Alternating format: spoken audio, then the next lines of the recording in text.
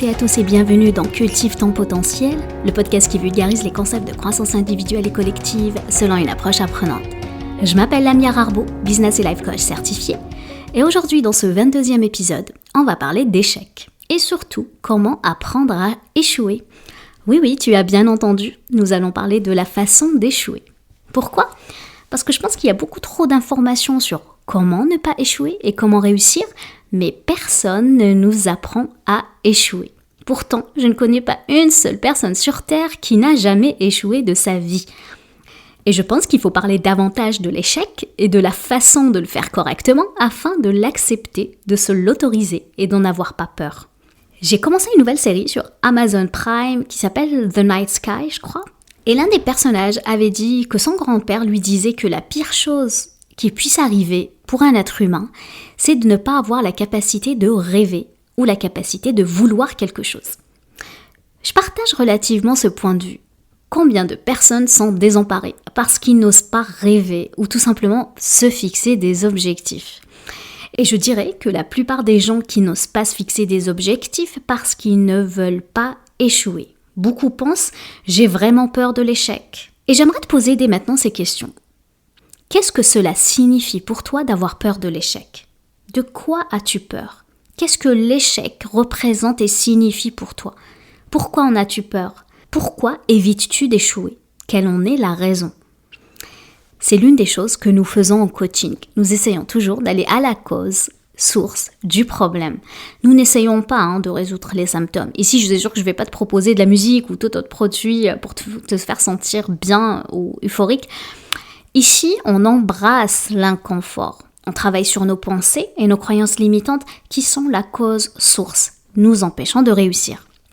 Pour cet épisode, en fait, l'une des premières choses à prendre en compte, c'est de comprendre d'abord ce qu'est l'échec. Tu me connais, j'ai regardé dans le dictionnaire la définition du mot. Du coup, l'échec, c'est quoi ? C'est l'état ou la condition qui fait que l'objectif désiré ou prévu n'est pas atteint. Donc, je répète, l'échec est l'état ou la condition qui fait que l'objectif désiré ou prévu n'est pas atteint. Personnellement, j'aime beaucoup cette définition, car selon moi, elle est objective. En fait, elle ne sous-entend pas qu'on est incompétent si on échoue.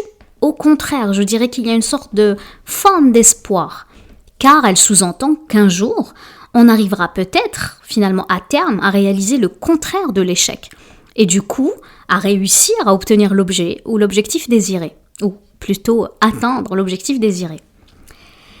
Si l'échec signifie donc que nous n'avons tout simplement pas fait une action attendue ou planifiée, cela semble tellement bénin, c'est pas grave, non ?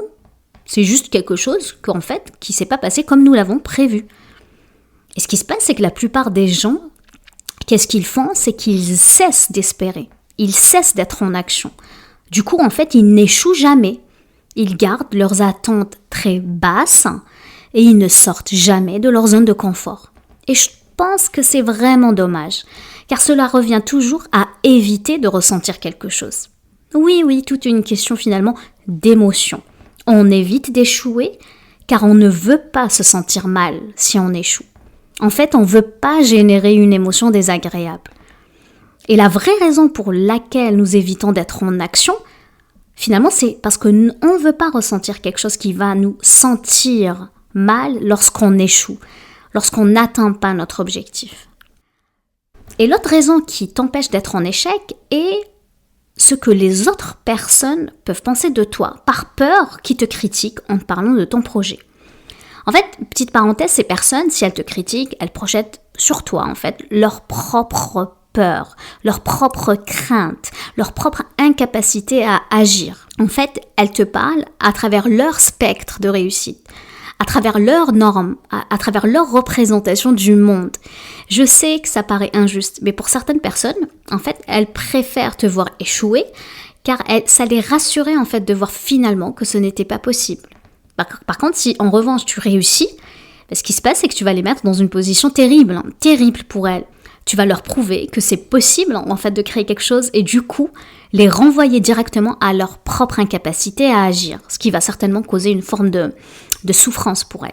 Du coup, garde ça en tête, quand une personne te fait une remarque, elle ne te parle pas de toi, elle te parle d'elle-même. Si je reviens sur le sujet de l'échec, je voulais quand même te présenter un échec que j'ai essuyé depuis le début de l'année. J'ai transformé ça en une occasion d'apprendre sur moi, sur mon business, etc. Alors, j'ai débuté l'année avec la promotion d'une évaluation offerte sur le calcul du taux de persévérance. En fait, j'avais travaillé fort durant les vacances de fin d'année, malgré d'ailleurs une grosse grippe. Je voulais vraiment offrir un outil gratuit et du coup accessible, car c'est très important pour moi, et qui permet en fait non seulement d'évaluer, de calculer une sorte du taux de persévérance, qui est finalement contraire du taux d'abandon. Et ce dont j'étais fière, c'est que l'outil que j'ai offert possédait une forme d'analyse des résultats. Donc ça veut dire que tu évaluais à peu près une trentaine de questions, des questions sur l'évaluation de ta capacité à persévérer, à changer de comportement ou ta capacité à maintenir et réaliser un projet. Et ce qui était intéressant, c'est que je fournissais aussi non seulement une analyse, mais surtout des recommandations personnalisées en fonction des réponses et des résultats. Donc moi, dans ma petite tête du début d'année, je me suis dit ça va être révolutionnaire, c'est pour les gens, non seulement pour des personnes, parce que quand on change un comportement, on veut savoir est-ce qu'on a les capacités pour le faire ou pas, est-ce qu'on veut persévérer, est-ce qu'un jour je deviendrai la personne que j'ai envie d'être. Et pour les entreprises, parce que je viens de ce domaine-là, de la gestion de projet, je me suis dit c'est parfait pour les entreprises parce que ça leur permettra de savoir est-ce qu'ils ont tous les éléments, tous les facteurs pour finaliser, terminer le projet. Donc, mon objectif avec l'outil, c'est qu'il devient un outil pour n'importe quelle finalement gestion de projet ou pour n'importe quelle personne qui souhaite entreprendre un changement dans sa vie.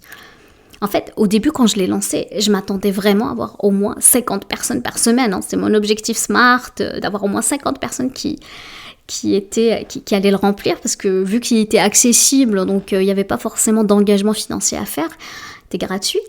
Et le résultat, après 6-7 mois, c'était décevant. J'ai eu à peine 200 personnes, je crois, maximum au total, sachant que j'avais un objectif beaucoup plus large que ça. Et l'apprentissage, en fait, que j'ai fait, c'est un travail vraiment de refonte de mon site. Donc, je ne sais pas si tu es au courant, mais je suis en train de retravailler mon site. Et l'apprentissage que j'ai fait, je me suis dit, en fait, les gens ne me connaissent pas et ne savent pas ce que je fais. Donc que ce soit avec les particuliers, avec le life coaching, donc aider les gens à créer leur élan pour changer de vie, ou bien dans le business coaching, accompagner les entreprises à cultiver le potentiel collectif, parce que je suis convaincue qu'on peut cultiver le potentiel collectif dans les organisations en dépassant les paradigmes et les cultures organisation malsaines. L'apprentissage que j'ai fait, c'est de clarifier qui je suis et surtout de qu'est-ce que j'offre, ok ? On va parler maintenant des avantages de l'échec. Et ce que j'aime donner aussi comme exemple, c'est l'exemple des jeunes enfants. J'aime vraiment cet exemple, même s'il était un peu galvaudé. Si donc du coup je prends l'exemple de la petite fille, un petit bébé fille qui apprend à marcher. Si tu fais vraiment attention à elle, la petite fille, le petit bébé qui essaye de marcher, elle tombe à chaque fois. Finalement, elle essuie des échecs à chaque fois. Parce que pourquoi ? Ce qui se passe, les bébés, quand ils tombent, l'une des raisons pourquoi ils ont besoin de tomber, c'est qu'ils ont besoin de se muscler. À chaque chute, clairement, physiologiquement, il y a un petit muscle qui se développe. C'est pour ça tout simplement que tous les bébés tombent et on trouve ça mignon et on regarde des vidéos sur YouTube et on a bien le fun de voir les petits bébés tomber. C'est tout mignon. Par contre, si on les voit, et naturellement, les parents, on laisse l'enfant, le bébé se relever naturellement, parce que quand il se relève, c'est ça qui va leur donner la force de pouvoir finalement marcher. Parce que tout simplement, il développe ce muscle. D'ailleurs, entre parenthèses, heureusement que les bébés ne se comparent pas. T'imagines ce bébé-là qui se compare avec sa grande sœur ou son grand frère, qui a 8 ans, qui gambade dans le parc. Si cette capacité-là, on l'avait de se comparer quand on était bébé, tout le monde, je vous le dis, tout le monde marcherait à 4 pattes. Et heureusement qu'on ne se compare pas. Donc c'est une des choses que je t'invite à ne pas faire, de comparer ta propre progression par rapport aux autres. Et si ces bébés arrêtaient justement de marcher parce qu'ils échouaient ou par comparaison, en fait, ils n'auront jamais l'opportunité de devenir assez forts pour pouvoir tout simplement marcher. Et donc c'est finalement à travers l'échec, la chute finalement, qu'ils deviennent assez forts pour le faire. Plus tard, c'est sûr que la petite fille, le petit bébé fille devient une femme et elle va se sentir très confiante dans sa capacité à marcher. parce qu'elle l'a fait tellement de fois que c'est devenu naturel. En fait, elle ne réfléchit pas, elle y va, elle marche. Par contre, si un jour elle tombe en faisant un faux pas, ce qui va se passer, c'est qu'elle va se relever, mais elle va pas faire tout un drama interne, hein, et surtout un drame identitaire sur le fait qu'elle n'est pas bonne à marcher. Elle va pas chercher une raison, en fait, de ne plus remarcher, ou une raison d'arrêter de le faire. Sa chute, en fait, ne signifie quoi que ce soit de négatif. Et je sais qu'elle va pas abandonner sa marche et essayer de le faire à nouveau. Et là, tu vas être en train de poser tes questions, mais comment tu peux ressentir ce même sentiment de confiance en étant adulte avec quelque chose que tu n'as jamais fait? En fait, c'est le but de cet épisode. Et la réponse, c'est d'avoir confiance en soi et en sa capacité à projeter sa confiance en son avenir. En fait, pour générer ta confiance dans l'instant T, tu dois avoir confiance dans ta capacité à réaliser le T+1. Et c'est plus facile, car visualiser un monde où tu peux réussir est tout à fait possible. Et c'est une compétence que tu peux développer. Ça se travaille. Donc, comment trouves-tu confiance en ton avenir lorsque tu débutes? En fait, en faisant quelque chose que tu n'as jamais fait auparavant.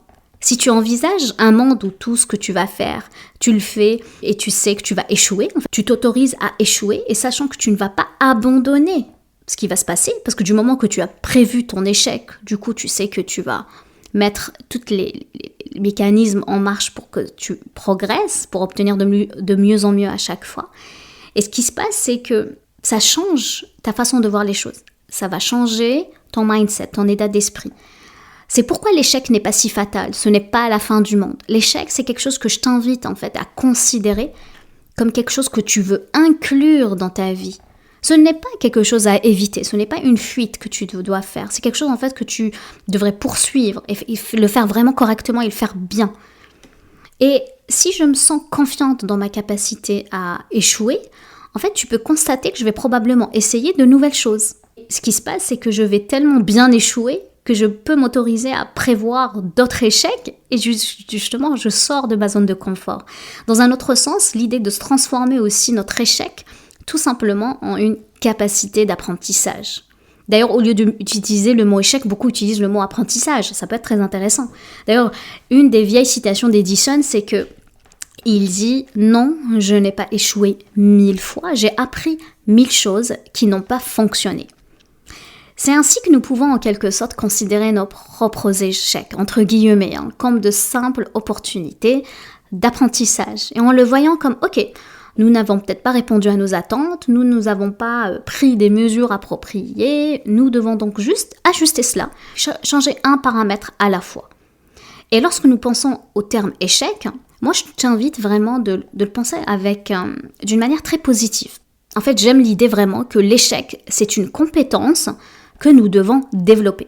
Nous sommes bons pour tomber, nous apprenons en fait à le faire correctement, nous allons avoir confiance en notre avenir et en faisant ça, tu deviendras bonne et bon, ou du coup, en le faisant souvent.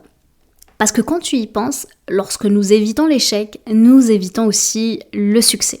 Et si tu mets la confusion de côté, les phrases de type « je ne sais pas » et le côté toute l'indécision, en fait, tu la mets de côté, j'embrasse l'échec, je le transforme en apprentissage, une capacité d'apprendre des choses sur moi, et je change ma façon de me parler. Rappelle-toi, pour changer tes croyances limitantes, pour instaurer un nouvel état d'esprit, on ancre des nouvelles phrases, des nouvelles pensées, des nouveaux mantras. Et je peux t'en donner là maintenant une, de te dire à chaque fin de journée « Oh, je suis si fière de moi, j'ai échoué d'une manière géniale, d'une manière épique aujourd'hui. J'ai échoué et j'embrasse en fait ce terme qui a été si tabou dans notre langage. D'ailleurs, si tout a résonné en toi, je te demanderai une seule chose, écris-le-moi en commentaire. Partage-moi un échec que tu as vécu et l'apprentissage que tu en as fait. N'hésite pas à commenter surtout. Lorsque tu commentes d'ailleurs mes épisodes et mes posts, cela m'encourage et booste énormément ma visibilité sur les réseaux. Donc je te remercie pour ça. Je vais m'arrêter là. Je te remercie de m'avoir aussi écouté. J'espère que tu as eu autant de plaisir à écouter mon podcast que j'en ai à le créer.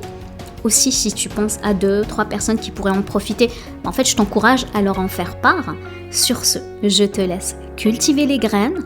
Prends soin de toi. Je t'embrasse. Passe une excellente fin de semaine et je te dis à bientôt. Ciao, ciao.